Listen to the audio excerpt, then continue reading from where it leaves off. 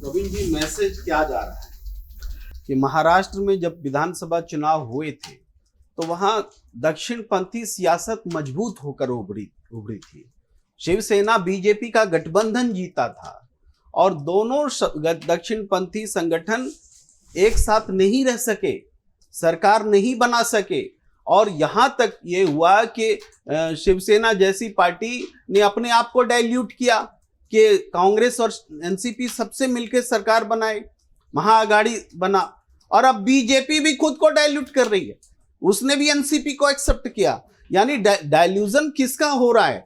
भ्रम, दक्षिणपंथी सोच से इन्होंने अपने आप को अलग किया है। सोच हारी है, सोच कमजोर हुई है यहाँ, क्योंकि इनका वैचारिक धरातल जब यहां आप कॉम्प्रोमाइज करते हैं सत्ता के लिए चाहे शिवसेना ने कॉम्प्रोमाइज किया, सत्ता के लिए चाहे बीजेपी कॉम्प्रोमाइज कर रही है, तो कमजोर बीजेपी हो रही है। दोनों ही हो रहे हैं। विपक्ष उद्धव भी कमजोर हो रहे हैं, यही गीता जी कह रही हैं। उद्धव भी उतने ही कमजोर हो रहे हैं। अगर आप ही की थ्योरी पर जाएं तो उद्धव भी तो उतने ही कमजोर हो रहे हैं। मैं दक्षिणपंथी सोच जो है कमजोर हुई है, वो अपनी ईमानदार नहीं रह सकी अपनी सोच पर। सत्ता के लिए शिवसेना बीजेपी एक साथ नहीं रह सके, दोनों ने एक दूसरे को तोड़ने फोड़ने का काम किया। तो इस तरीके से पराजय हुई है अगर किसी की, तो दक्षिणपंथी सियासत की पराजय हुई है। और जिस विपक्ष की बात कर रहे हैं महाराष्ट्र में, तो इस सोच की पराजय के कारण एक विपक्ष पैदा हुआ जिसमें कि 3 लोग, एक महाअघाड़ी गठबंधन आ गया। अगर आपका मतलब उस विपक्ष से है जो पटना में बैठक हो रही थी, तो निश्चित रूप से महाराष्ट्र में की जो घटना घटी है उसमें जो 1-2 कारण है, उसमें तीसरा कारण टाइमिंग का है कि उस टाइमिंग में विपक्ष, आप जो दोनों राज्य कह रहे हैं ना प्रेम जी, वो दोनों ही विपक्ष के लिहाज से इतने कंफ्यूजिंग है कि समझ में नहीं आता विपक्ष है कि नहीं है वहां पर, कब सत्ता पक्ष हो जाए कब विपक्ष हो जाए। लेकिन दक्षिणपंथी सोच की हार हुई है, ये प्रेम कुमार जी का कमेंट है, इस पर आप क्या कहें? देखिए, प्रेम जी हैं, सब कुछ प्रेम से बोलते हैं। जब दुनिया जब वही मैं कह रहा हूँ, लेकिन हर्षवर्धन होगा। लेकिन इनको जानकर ये हर्ष होगा कि पूरी दुनिया कह रही है कि इस वक्त भारत की राजनीति नेशनलिस्ट राजनीति है। पूरी दुनिया कह रही है कि नरेंद्र मोदी जैसी शख्सियत, ऐसा कोई नेता भारत में नहीं हुआ था। पूरी दुनिया कह रही है कि ये सिर्फ दक्षिणपंथी जैसा शब्द तो खैर मैं वो मानता नहीं क्योंकि वाम पंथ के विरोध में है, लेकिन हाँ, राष्ट्रीय राजनीति तो भारत में बहुत मजबूत हुई है।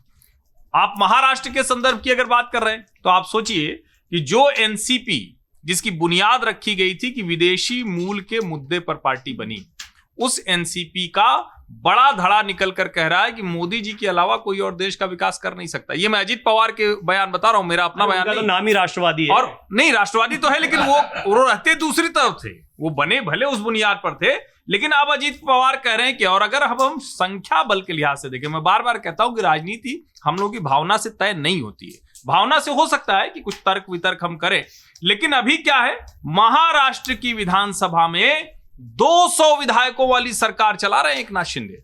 और मैं फिर कह रहा हूं, आप बार बार एक सवाल पूछे थे कि सरकार मजबूत हुई या कमजोर। सरकार तो मजबूत हुई है।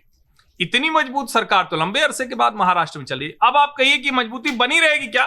2024 तक तो बनी रहेगी। सबके अपने अपने दांव फंसे हुए, कहते हैं ना कि कमजोर नस दबी हुई है। हाँ, सबको एक बात जरूर लगती है कि हमारा वाला हिस्सा खा न जाए। अब एनसीपी भी आ गई तो आधा आधा न हो जाए। ये संतुलन भाजपा कैसे साधेगी, ये बड़ी चुनौती है। जी प्रेम जी, आप मैं बस एक टिप्पणी करना चाह रहा था कि कमजोर और मजबूत होने पर, देखिए वैचारिक आधार का मैं जिक्र कर रहा, और जब दूध में पानी मिला दीजिए तो दूध की क्वालिटी मजबूत होती है, अच्छी होती है कि खराब होती है, वो समझिए।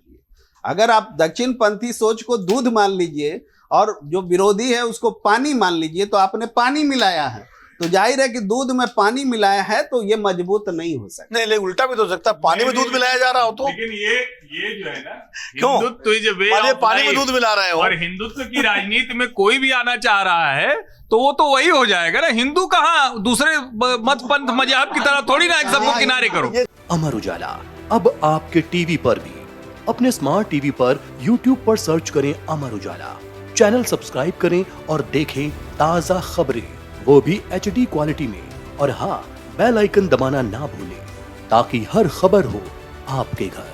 अमर उजाला, निष्पक्ष, निर्भीक, निरंतर।